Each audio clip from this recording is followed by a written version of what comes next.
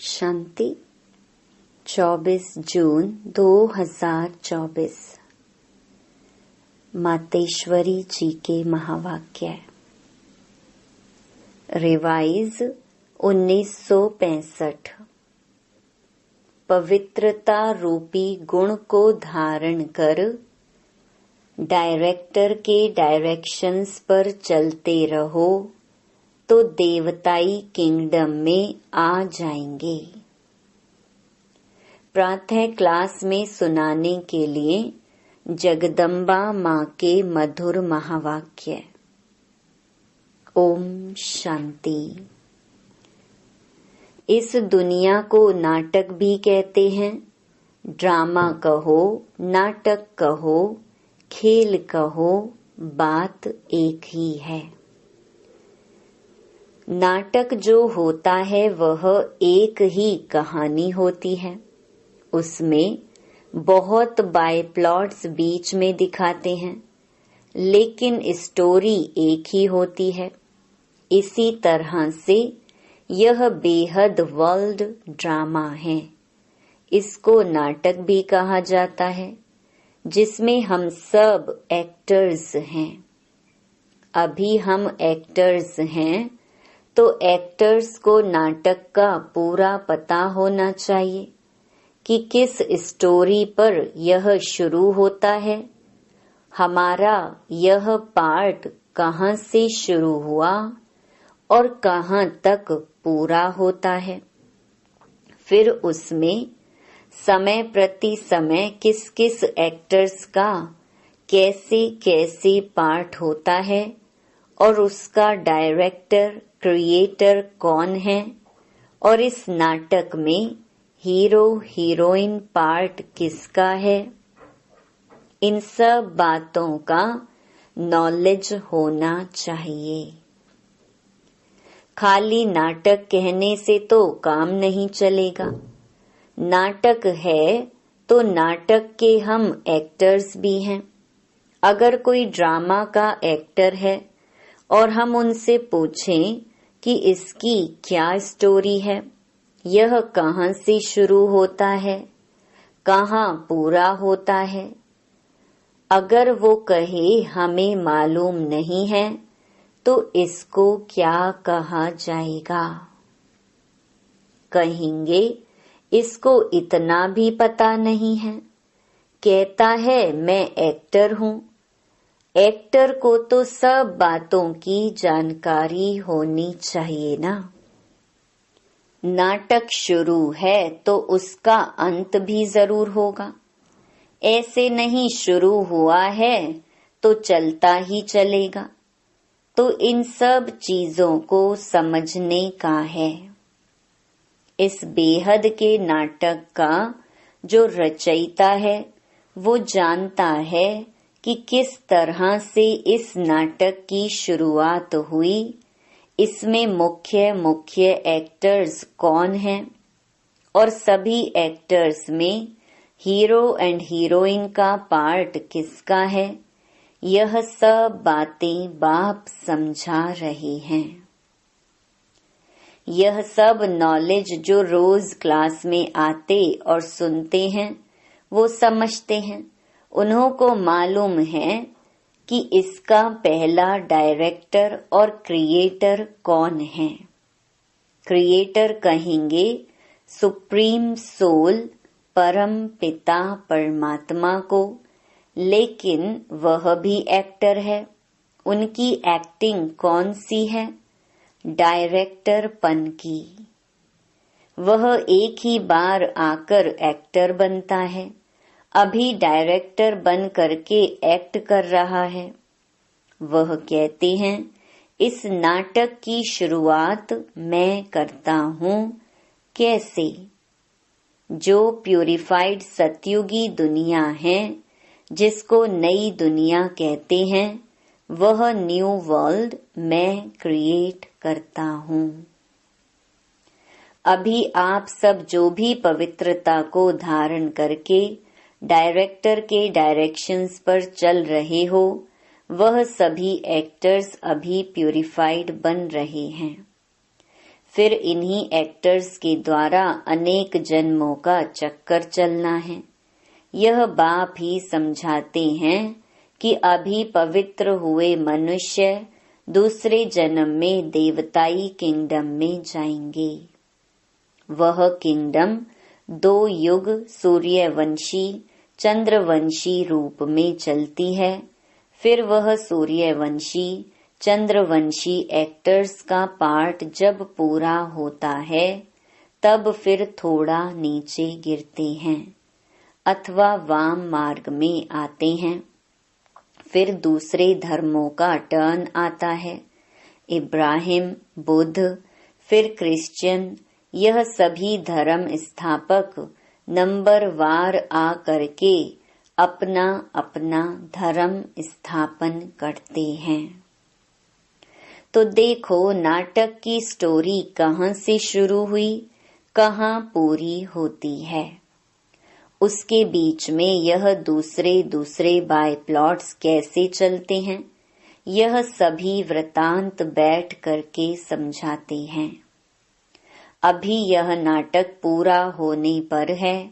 वह नाटक तो 3 घंटे में पूरा होता है। इसको 5000 वर्ष लगता है। बाकी उसमें थोड़े वर्ष हैं। बस अभी उसकी तैयारी है। अभी यह नाटक पूरा होकर के फिर रिपीट होगा। तो यह सारा वृतांत बुद्धि में होना चाहिए। इसी को ज्ञान कहा जाता है। अभी देखो बाप आ करके नया भारत, नई दुनिया बना रहे हैं। भारत जब नया था तो इतनी बड़ी दुनिया नहीं थी। आज पुराना भारत है तो दुनिया भी पुरानी है। बाप आकर के भारत जो अविनाशी खंड है, प्राचीन अपना देश है। अभी देश कहते हैं क्योंकि दूसरे देशों में यह भी एक टुकड़ा हो गया है। परंतु वास्तव में सारी वर्ल्ड, सारी पृथ्वी पर एक भारत का राज्य था, जिसको कहा जाता था प्राचीन भारत। उस समय का भारत गाया हुआ है सोने की चिड़िया। सारी पृथ्वी पर केवल भारत का ही कंट्रोल था। एक राज्य था, एक धर्म था। उस टाइम पूरा सुख था। अभी कहाँ है? इसलिए बाप कहते हैं इसका डिस्ट्रक्शन करके फिर एक राज्य, एक धर्म और प्राचीन नया वही भारत, नई दुनिया बनाता हूँ। समझा? उस दुनिया में कोई दुख नहीं, कोई रोग नहीं, कभी कोई अकाले मृत्यु नहीं। तो ऐसी लाइफ पाने के लिए पुरुषार्थ करो। मुफ्त में थोड़े ही मिलेगी, कुछ तो मेहनत करनी पड़ेगी। बीज बोएंगे तो पाएंगे, बोएंगे नहीं तो पाएंगे कैसे?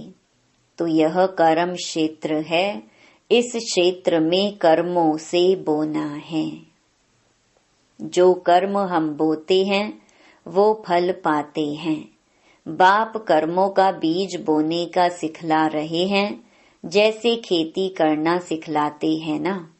कैसे बीज डालो, कैसे उसकी संभाल करो, उसकी भी ट्रेनिंग देते हैं। तो बाप आ करके हमारे को कर्म के खेत के लिए कर्मों को कैसे बोएं, उसकी ट्रेनिंग दे रहे हैं कि अपने कर्मों को ऊंच बनाओ। अच्छे बीज डालो तो फल अच्छा मिलेगा। जब कर्म अच्छा होगा फिर जो बोएंगे उसका फल अच्छा मिलेगा। अगर कर्म रूपी बीज में ताकत नहीं होगी, कर्म बुरे बोएंगे तो फल क्या मिलेगा? यह जो खा रहे हो फिर रो रहे हो, जो खाते हो उसमें ही रो रहे हो। दुख और अशांति है। कुछ न कुछ रोग आदि खिटखिट होती रहती है। सब बातें मनुष्य को दुखी करती है ना। इसलिए बाप कहते हैं अभी तुम्हारे कर्म को मैं ऊंची क्वालिटी का बनाता हूँ।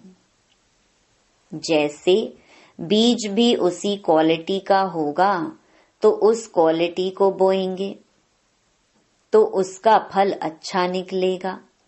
अगर बीज अच्छी क्वालिटी का नहीं होगा तो फिर अच्छी क्वालिटी का फल नहीं मिलेगा। तो हमारे कर्म की भी अच्छी क्वालिटी चाहिए ना। तो अभी बाप हमारे कर्म रूपी बीज को अच्छी क्वालिटी वाला बनाते हैं। तो वह श्रेष्ठ क्वालिटी का बीज अगर बोएंगे तो श्रेष्ठ फल मिलेगा। तो अपने कर्मों का जो सीड बीज है वह अच्छा बनाओ और फिर अच्छा बोना सीखो। तो यह सभी चीजों को समझ करके अभी अपना पुरुषार्थ करो। अच्छा, अभी 2 मिनट साइलेंस।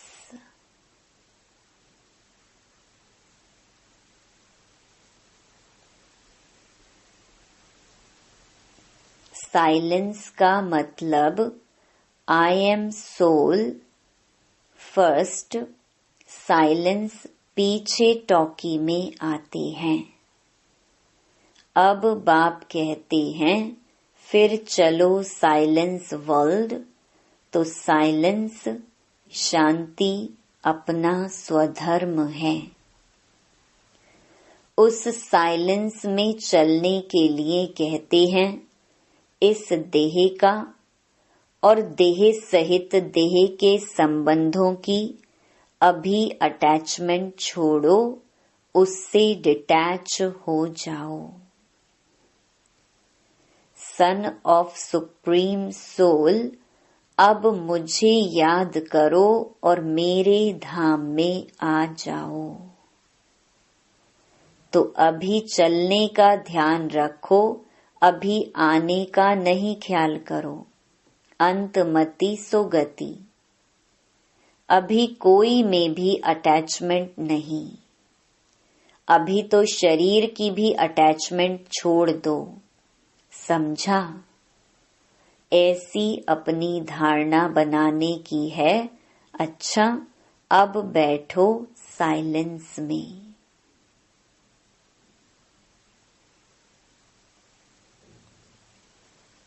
चलते फिरते भी साइलेंस, बोलते भी साइलेंस। बोलते कैसे साइलेंस होती है मालूम है? बोलते समय हमारा बुद्धि योग अपने उसी I am soul first pure soul अथवा साइलेंस सोल, यह याद रखना। बोलते समय हमारे में यह नॉलेज होना चाहिए कि आई एम सोल इस ऑर्गन्स से बोलते हैं। तो यह अपनी प्रैक्टिस होनी चाहिए, जैसे हम इसका आधार ले करके बोलते हैं। चलो अभी आँखों का आधार लेते हैं, देखते हैं। जिसकी जरूरत है उसका आधार ले करके काम करो। ऐसे आधार लेकर काम करेंगे तो बहुत खुशी रहेगी, फिर कोई बुरा काम भी नहीं होगा। अच्छा, ऐसे बाप दादा और माँ के मीठे मीठे बहुत अच्छे सदा साइलेंस की अनुभूति करने वाले बच्चों के प्रति याद प्यार और गुड मॉर्निंग।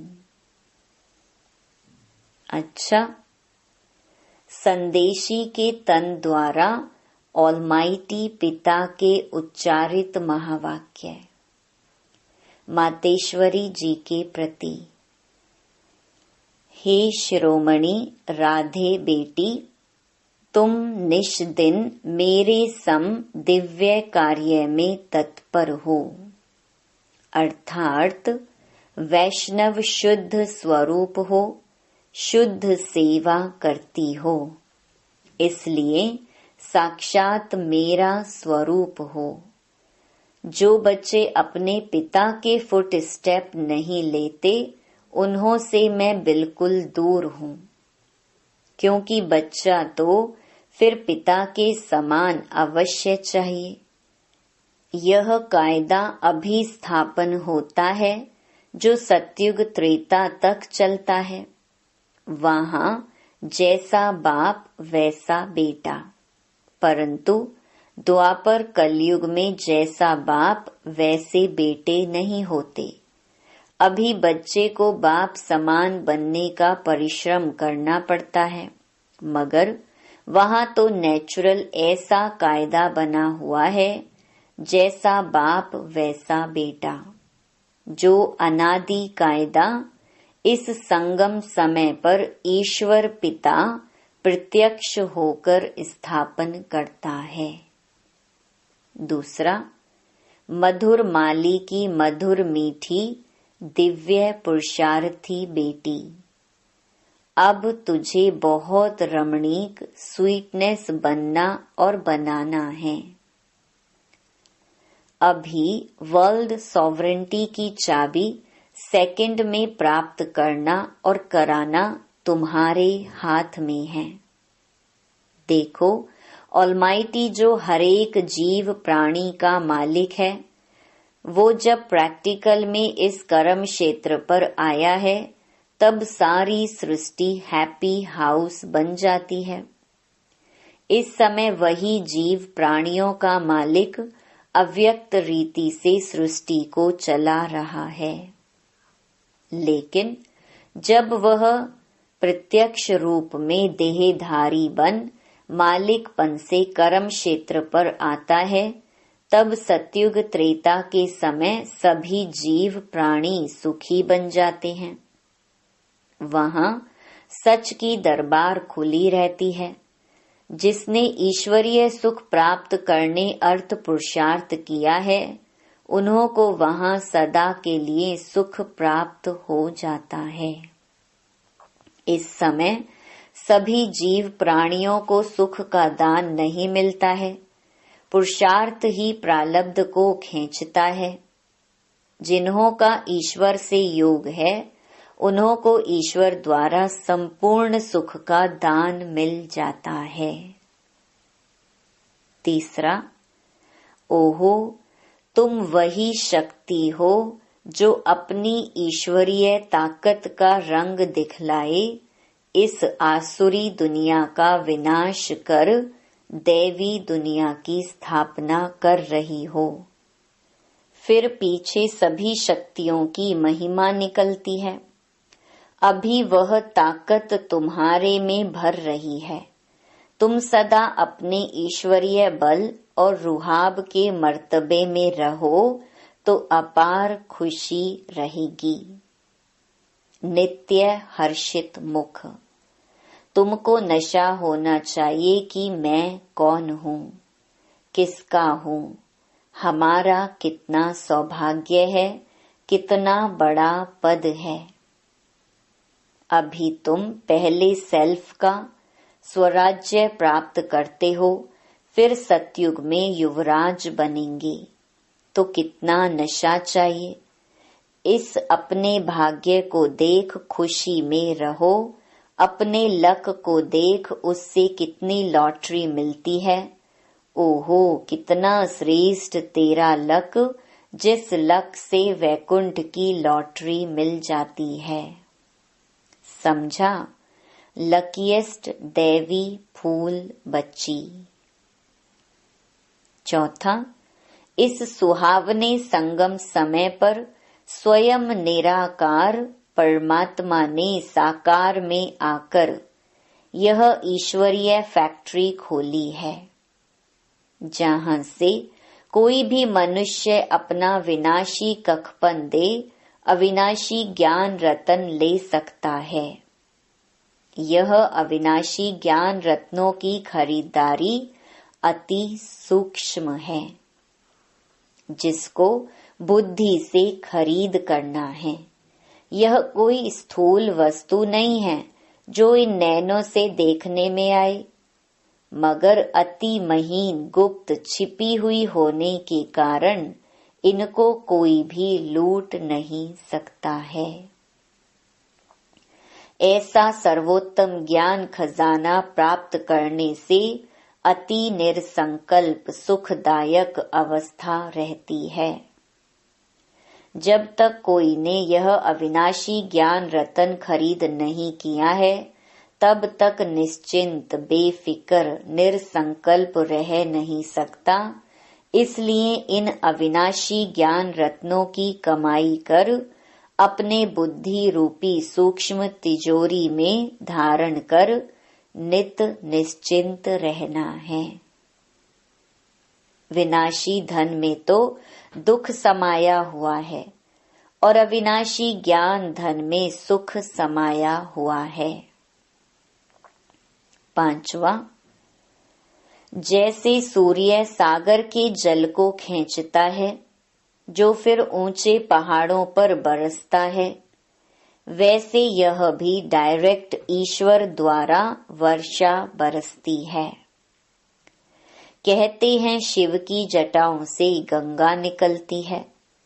अभी इनके मुख कमल द्वारा ज्ञान अमृत धारा बरस रही है, जिसको ही अविनाशी ईश्वरीय धारा कहा जाता है, जिससे तुम भागीरथ पुत्र पावन हो, अमर बन रहे हो। यह सिरताज बनाने की वंडरफुल मंडली है। यहाँ जो भी नर और नारी आएंगे वो सिरताज बन जाएंगे। दुनिया को भी मंडली कहा जाता है। मंडल अर्थात स्थान। अब यह मंडली कहाँ टिकी हुई है? ओम आकार में अर्थात अहम स्वधर्म में, और सारी दुनिया स्वधर्म को भूल प्रकृति के धर्म में टिकी हुई है। तुम शक्तियां फिर प्रकृति को भूल अपने स्वधर्म में टिकी हुई हो। 6, इस दुनिया में सभी मनुष्य निराकार ईश्वर को याद करते हैं, जिसे अपने नैनों से देखा भी नहीं है। उस निराकार में उन्हों का इतना अति प्यार रहता है, जो कहते हैं, हे ईश्वर, अपने में मुझे लीन कर दो। परंतु कैसा वंडर है, जो स्वयं ईश्वर जब साकार में प्रत्यक्ष हुआ है, तब उनको पहचानते नहीं हैं। ईश्वर के बहुत प्यारे भक्त ऐसे कहते हैं, जिधर देखता हूँ उधर तुम ही तुम हो। भल वो देखते भी नहीं हैं, परंतु बुद्धि योग से यही महसूस करते हैं कि ईश्वर सर्वत्र है। लेकिन तुम अनुभव से कहते हो कि स्वयं निराकार ईश्वर प्रैक्टिकल साकार में यहाँ आए पधारा है। अब सहज ही तुम मेरे से आकर मिल सकते हो, परंतु कई मेरे बच्चे भी साकार में प्रभु पिता को पहचानते नहीं हैं। उन्हें निराकार अति मीठा लगता है, परंतु वह निराकार जो अभी साकार में प्रत्यक्ष है, उसको अगर पहचान लेवें तो कितनी ना प्राप्ति कर सकते हैं, क्योंकि प्राप्ति तो फिर भी साकार से होगी। बाकी जो ईश्वर को दूर निराकार समझते और देखते हैं, जिन्हों को कुछ प्राप्ति नहीं है, वो ठहरे भक्त। उन्हें कोई ज्ञान नहीं।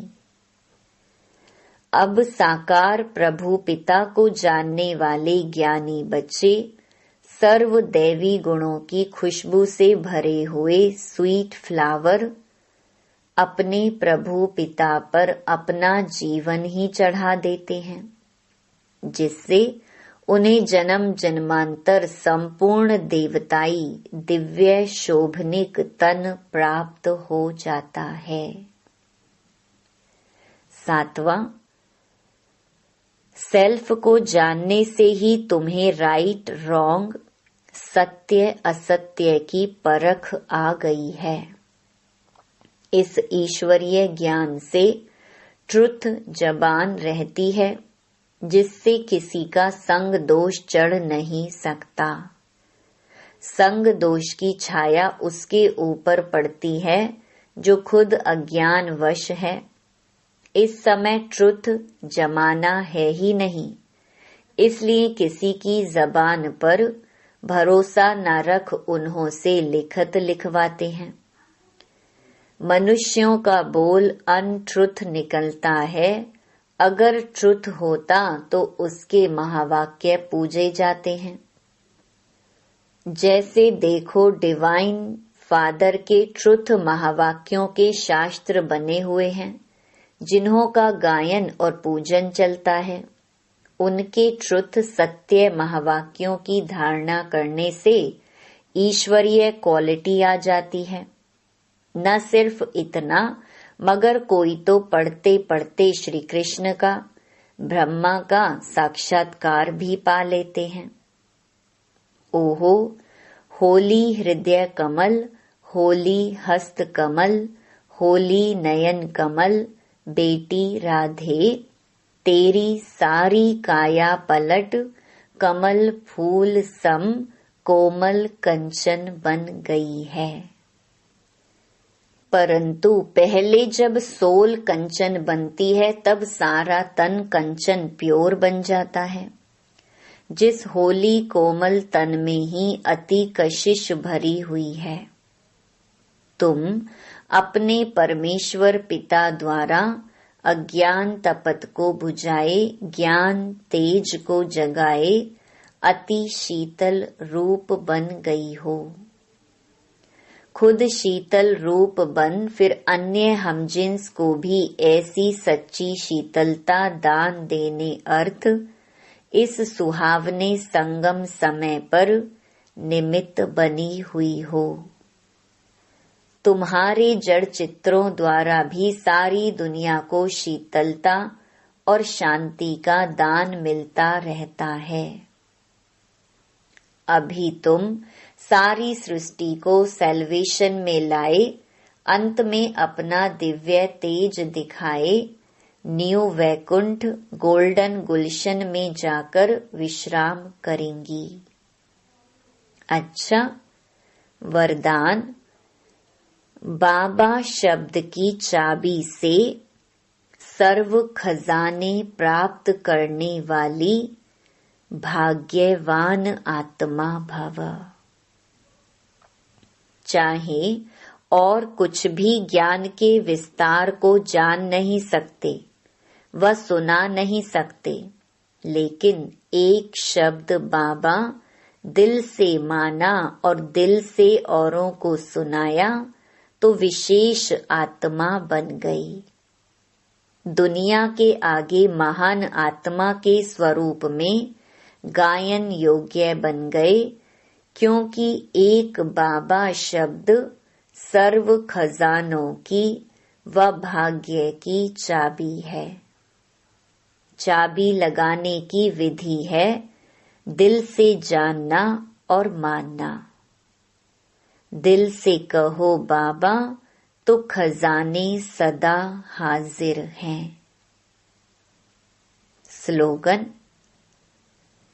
बाप दादा से स्नेह है तो स्नेह में पुराने जहान को कुर्बान कर दो। ओम शांति।